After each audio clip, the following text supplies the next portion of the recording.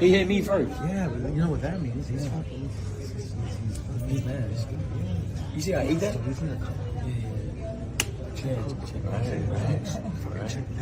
that's what you want. Yeah. I fucking run. Yeah, that was good. Hey, I got him. Hey, that's your advantage. I know. That's your advantage. That's your advantage. Yep.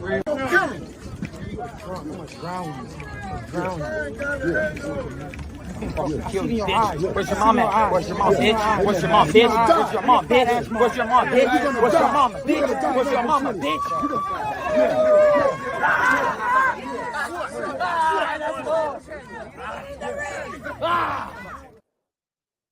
Right. Okay. Well, look, guys, 3 days down, man. And the big one's going to be, the big green belt's going to be on the line. Shout out to Ray Davis, my co-host. You guys see us at night when we do our live show. It's my birthday. Ray sent me a little gift, sent me that green belt, you know what I mean, the big one. And the one, by the way, that's going to be on the line between Devin Haney and Ryan Garcia on April 20th. So you guys saw it. I'm sure there's a lot of thoughts behind it. And it looks like Oscar De La Hoya was celebrating with Ryan Garcia, right? Like all this time they've been coming at Ryan, all this time that Ryan Garcia has been coming at Devin Haney. Is this what they've been waiting for?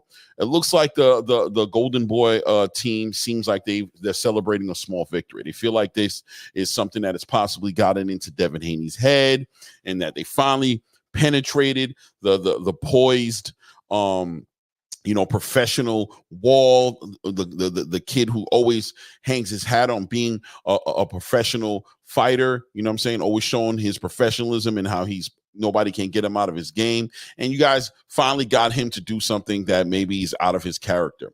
Or is it? Look, whatever it takes, man. Clearly on the Ryan Garcia side of the table, they're literally trying to get every advantage that they can get before they go into this fight.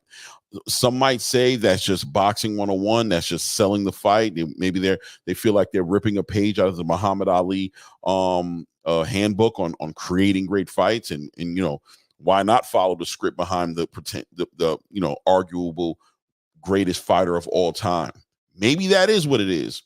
Others might say that there's a lack of confidence showing here, that if you're prepared for the fight, getting in Devin Haney's head shouldn't be so important that you're willing to compromise all kinds of integrity and etiquette and moralities and things of that nature to sell the fight. You know what I mean? Tapping into mental health, tapping into being children trafficking advocates, to say that, to be against it, not advocates for it, against it, advocates against children being trafficked, speaking, calling Devin Haney the devil, all of the social media antics that have been done. If it's gotten to this point just to get Devin Haney to break and get inside of his head, well, maybe they feel like they do have a small victory. I don't know. At the cost of what? I don't know. Was Ryan Garcia able to do all the things he was able to do this campaign, getting ready through this camp to get ready for this fight, and still focus on everything that Derrick James needs him to focus on all the things that are going to raise his pedigree to put him in the space where he needs to be able to really compete with Devin Haney? And what say you, the fan base, at the end of the day? Are you guys sold at this point? Did that work out for you guys? Are you guys now interested in seeing this fight? Because it did seem like a lot of interest was going away from the fight, being that Ryan Garcia's mentality, his mental health was in question. I mean, even to the point where Ryan Garcia had to put out a statement saying that the New York Athletic State Commission had to have a meeting with him just to go ahead and be confident enough that his mental health was in the right space to compete in this fight, right? They drug tested to make sure he wasn't on any drugs. Ryan celebrated, went on social media to show that he passed all his tests with flying colors and that he indeed will be ready to compete on April 20th. So at the end of the day, all of that being said, with the mental health being supposedly out of the question, the New York State Athletic Commission is very confident in his present condition to fight and says that he's ready to go. You've seen him without his shirt on. He looks like he's in shape. He's been working out. Even Derek James was on top of that Empire State Building. They were having a little bit of a good moment, him and Ryan laughing, and it seems like they're both comfortable and confident to go into this fight this weekend. So it is safe to say that at this point, at 140 pounds, that we should be getting ready to see the best Ryan Garcia we've ever seen. Now, Ryan Garcia that fought against Gervonta Tank Davis, supposedly, according to the Ryan Garcia team, was a compromised Ryan Garcia. He wasn't in the weight that he was comfortable in. He was depleted. He had a rehydration clause on him. He had a bruised rib, et cetera, et cetera, et cetera. Plenty of reasons as to why he wasn't 100% ready for Gervonta Tank Davis, but those excuses just don't exist right now going into this fight with Devin Haney. He should be the best Ryan Garcia that we've ever seen, the strongest Ryan Garcia that we've ever seen. Although that I saw him looking pretty big, he was looking pretty jacked, let's be honest about it. But, questions and concerns about him making weight, maybe possibly, but at the end of the day, we'll have those questions asked as well. The boxes will be checked on Friday when they do the weigh-ins, and we'll see that Ryan Garcia is either he's ready to go or he's not ready to go weight-wise. But outside of that, we should be getting ready to see a very competitive fight according to that video that we saw. Now, did they get in Devin Haney's head? Or maybe they made Devin Haney even angrier? Is Devin Haney going to take even more chances? This whole entire camp, if you listen to people who are close to Devin Haney's camp, they'll tell you that they've been seeing the champ spar the biggest sparring partners he can find, not 140 pounders. He's supposedly sparring 154, 147 pound fighters that fight in that division, which means they're probably in the ring, north of that, closer to about 165. 165 area. So he's getting ready to fight a strong fighter in Ryan Garcia, somebody who can really crack. And Devin Haney's been working on his overhand right for the whole camp, from what I understand. If you see some of the videos of some of the drills he's been doing, a lot of setting up to hit hard. He seems to be hyper focused on stopping Ryan Garcia. He's acknowledged that throughout his career, he hasn't had the real opportunity to do those things because he was depleted and he feels like he was a little weaker at 135, and at 140 pounds, he feels stronger than ever.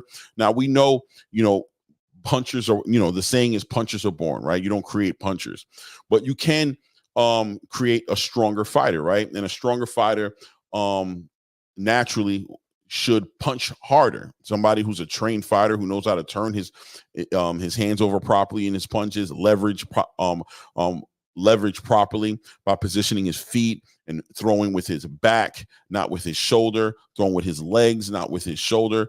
It's fair to say that it's not far-fetched that Devin Haney might be hitting harder. Is he going to become a puncher all of a sudden? No, but hitting harder and that does put you in a space to where if he hits hard enough, he can be he can be a person with a viable chance at stopping somebody in the ring. Timing, all those things are being taken into consideration. Isn't far-fetched at all that Devin Haney could stop Ryan Garcia. And we know already that Ryan Garcia is not far-fetched at all that, he can stop Devin Haney. If anything, I believe most people feel like if Ryan Garcia wins this fight, it's going to be by stoppage. Most people don't believe that Ryan Garcia is going to be able to outpoint Devin Haney. But all the antics about to be done. We're coming full circle. April 20th is 3 days away. Devin Haney is done with his camp. Should be on point for weight. Do one last little weight cut, maybe the night before, just to be ready for the scale. Ryan Garcia should be following suit to do the same thing. Antics or no antics, at this point, the moment of truth will be here sooner sooner rather than later, right? Where we're hours away, some people might want to say, right? We're about 72 hours away from the fight happening. And I'm excited to see the fight. But what do you guys think? Is this changed the narrative, the trajectory of where this pay-per-view was going? Has this pay-per-view now become interesting with that melee that happened on top of the Empire State Building? Did Ryan Garcia get in Devin Haney's head? Is he going to force Devin Haney to take chances that he wouldn't normally take, be emotional in that ring, and put himself in position to be walked into something dangerous, one of those left hooks or maybe a right hook or a straight right hand? Who knows, right? At the end of the day, if Devin Haney isn't focused and isn't being honest and true to himself with who he is going into this fight, he may very well be in danger of being stopped. But his team, they hang their hat on being the best example of professionalism, stoic, sticking to the game plan.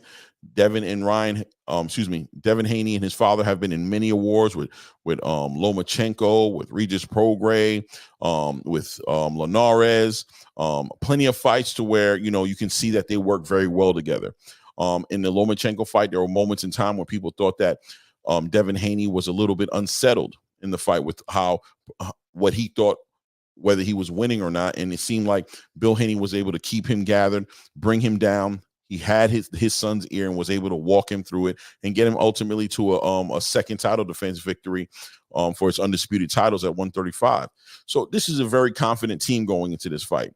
But Oscar De La Hoya and Ryan Garcia seem to be confident. They had that little moment, as you can see in the video, where Oscar's letting him know that's what we wanted to happen. Now you're in his head. That's your advantage. Take your advantage. Walk him into something.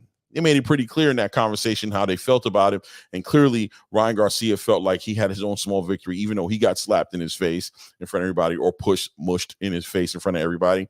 It seems like that's what he was looking for. According, when you watch that video, it's not unreasonable to say that Ryan Garcia was looking to force Devin Haney to put hands on him. And as soon as that happened, he celebrated it as if, yes, right into my game plan.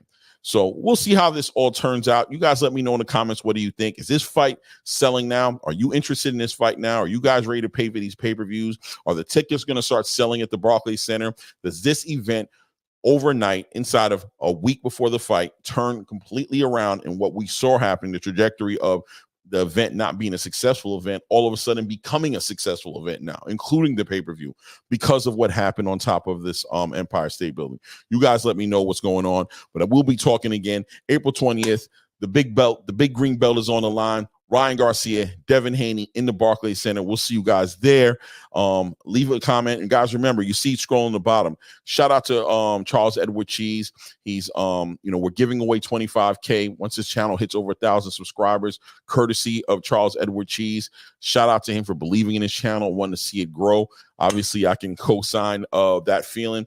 You guys go ahead. If you like the content, please subscribe. Go ahead and hit your bell icon so you get alerts when all this content is dropping. And at this point, we out.